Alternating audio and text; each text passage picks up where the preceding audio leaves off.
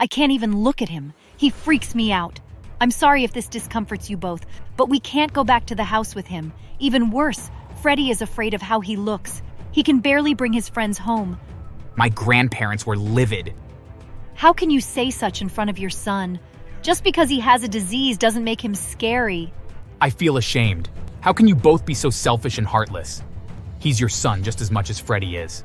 If you leave him here today, I promise you, I will not allow you both have any rights over him. We never wanted it. We're fine with Freddy. You can both keep the sick one. He might die soon anyway. Those itchy patches will drive him crazy. You can deal with it. My name is Ollie, and I suffer from a skin condition called psoriasis. I was born with it, and apparently, my parents didn't like that. The disease caused red and scaly patches on my skin, giving me a rough look. My twin brother, Freddy, on the other hand, didn't have it. He was born with great skin and a more handsome face. He also had jet black curly hair, while I had ginger, straight, and thin hair. I envied my brother a lot. While growing up, my parents were very clear about who they loved the most among us. While they made me wear thick clothes that didn't show any skin, my brother was free to wear whatever he wanted. The thick clothes they made me wear caused irritation to my skin and made my condition even worse. When we were out, I would try to take in the discomfort and control myself until we were home. Sometimes I succeeded. Other times, I didn't. On days like that, I would burst into tears, begging them to take some of the clothes off. However, my parents would refuse and silence me. They didn't want anyone knowing about my condition, so they preferred to have me crying and in discomfort than to help me. It got to a point where they stopped taking me with them, as even my cries were embarrassing for them. Although it hurt to see them taking just my brother, I was relieved to be at home. My brother, on the other hand, rarely spoke to me. He'd requested to be in a different room around the time we were 6. According to him, he felt uncomfortable around me and had nightmares about me turning into a monster. Of course, my parents had us separated. Once we began sleeping in different rooms, my brother became a completely different person. He refused to speak to me and only did when he needed to warn me against getting closer to him. I tried to speak to him about his behavior and preach about love between siblings, but he was quick to shut me up. I'm not your brother. I can't be brothers with a monster like you. Don't you see how different we look? Truthfully, we were different. We had only a slight resemblance. Most people hardly believed we were twins. After failing to talk to him, I decided to back off completely. I was alone in my family. About the time when my twin and I were 9, my parents stopped me from eating with them in the dining room. According to their reason, Freddy was scared of my condition since it was getting worse. But it isn't contagious. I heard the doctor say that.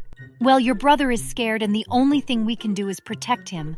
Honestly, I also don't believe the doctor's words. I can't have you infecting us with this. I'd never felt so hurt and betrayed. I began eating in my room all alone. Even worse, they got me separate dishes and cutlery, as they didn't want me sharing theirs for fear of contracting my disease. It was enough that I was bullied at school for it, but it was unfair that even my family were doing the same. I was treated as though I had the worst disease ever.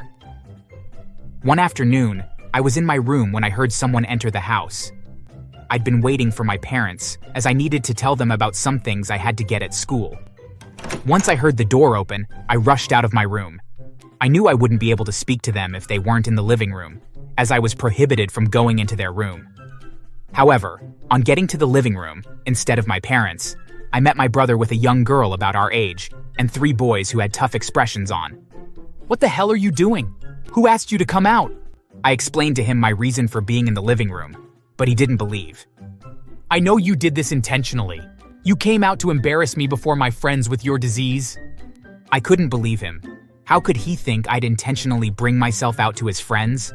I mean, Freddy wasn't as smart as him, so I never expected him to be highly sensible. But I didn't think he'd be so dumb. He yelled at me and asked me to return to my room. I didn't argue. I immediately turned away and went back to my hole. It continued that way until I was 10, and my family decided that they'd had enough of me and needed me out of their lives. Firstly, they stopped me from going to school because my flare-ups had gotten worse. I thought they'd get me a home tutor, but they didn't do that. My education was paused indefinitely, and I was left alone at home every day while my parents went to work, and my brother school. 2 months later, it was my and Freddie's birthday. I'd anticipated a little celebration since it was our 10th one, but I got disappointed. On our birthday, while I got locked in my room, a birthday party was held for my twin. I didn't get any wishes or even a cake from my parents. All I got was a bowl of cereal, and I was forgotten for the rest of the day until the next morning. Make the house sparkling clean before we return home. I was so pissed. How could they ignore me and still make me clean after the celebration? I would refuse, but I couldn't bring myself to disobey my mother. I cleaned everywhere like I'd been asked to, and quickly returned to my room afterward. About 3 months later, they took me with them to my grandparents. They hadn't seen me for a while, so they were shocked to see how bad my condition was. As they were offering ways to help me control it, my parents suddenly stood up. We have to leave now. We didn't plan to stay for long. I'd felt bad and wondered why they brought me if it was going to be so short. My grandparents were also vocal about not wanting me to leave soon. My parents' next words shocked me.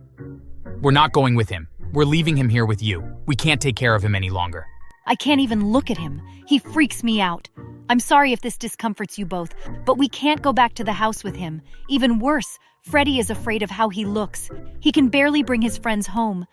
My grandparents were livid. How can you say such in front of your son? Just because he has a disease doesn't make him scary. I feel ashamed. How can you both be so selfish and heartless? He's your son just as much as Freddie is. If you leave him here today, I promise you, I will not allow you both have any rights over him. We never wanted it. We're fine with Freddie. You can both keep the sick one. He might die soon anyway. Those itchy patches will drive him crazy. You can deal with it. Not only was I hurt, my heart was completely shattered. How could my parents treat me so unfairly? As I watched them leave, I couldn't find any tears. My eyes ached, but I couldn't cry. My grandparents comforted me and assured me that I'd be fine with them. They did stick to their words. They took me to a good hospital where new drugs were administered to me. According to them, my situation hadn't gotten better, mostly because I had been taking cheap drugs that could barely do anything. Luckily, my grandparents were both wealthy and loved me. I was homeschooled for 1 year until my situation improved. The flare-ups had reduced, and my skin had become nearly clear due to the skincare routine I was following alongside my drugs. I was registered at a private school afterward, which was 1 year and 3 months later. All the while, my parents never checked on me. In fact, they moved to another city, according to what I heard from my grandparents. Time flew, and I was finally done with college. I was 23 then, and my grandparents had gotten older. My grandfather had a company. It was so popular, but I could see that it had the potential to be. I talked to him about my ideas, and he made me the vice president so I could bring the ideas to life. And I did. Barely 2 years later, the company's fame had skyrocketed. Unfortunately, my grandparents both died in their sleep after my 25th birthday. It was so heartbreaking for me, as they were the only family members I had. I ensured to give them a befitting funeral. My parents suddenly showed up one day after their funeral. They were demanding for the company. According to them, I didn't belong to the family, so I didn't deserve it. I argued that I was, since I was their son, but they refused. We disowned you 15 years ago, so you aren't a part of our family. Leave the company to us. I refused. I wasn't going to let them take the company I'd worked so hard for. Fortunately, while we were arguing, a man walked in and introduced himself as my grandfather's lawyer. He also revealed that my grandfather wrote his will. My parents immediately began dancing in excitement. We all sat down, and the lawyer began. It was very brief. Apparently, my grandfather had more properties than I thought, and also a fat bank account. And well, he willed 90% of his properties to me, and the other 10% to orphanages around. My parents couldn't believe their ears. They tried to argue, but the lawyer also provided a video of my grandfather saying it, so they were convinced that it wasn't a lie. They immediately went on their knees, begging me. Your brother is in a critical condition. Help us, please. It turned out that my brother had been living a very wayward life. He was a thief, a gambler, a liar, among other things. He'd gotten my parents in and out of jail several times. The last one that landed him in the hospital was worse. He'd broken into someone's house to steal, but a fire had started, and he got trapped in. Before he could be rescued, he'd gotten burnt severely. He was at a hospital and needed treatment immediately, but my parents had gone broke. They'd used their money in paying off several debts he owed. Before the fire incident, they were forced to sell their first house to pay a gang he'd gambled with, and with the remaining money, they'd gotten a smaller house. They'd planned to pay my brother's bill and move to a bigger house, but they got no inheritance. I had no plan to render any help to them. I chased them out, threatening to report them to the cops if they dared to show themselves before me again. That was the only way I could get back at them for abandoning me. The universe showed its back to them once again. By the time they reached home, they discovered that the community had burned their small house, alongside everything they had in it.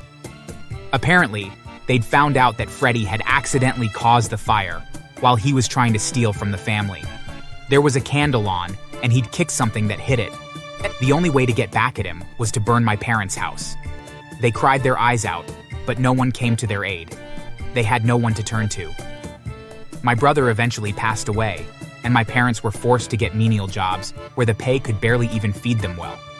They slept in the streets, where they often got beaten by dangerous guys. Meanwhile, my psoriasis was continuously kept under control, and no one knew unless I told them. I got married a few years later and had 2 beautiful kids with my wife. As for my parents, well, I heard about their demise 2 weeks after it happened. They had been robbed and stabbed by some crazy gang members for a few dollars. Thanks for watching. Make sure to subscribe and leave a comment down below saying I subscribed, and we will try our best to reply to your comment.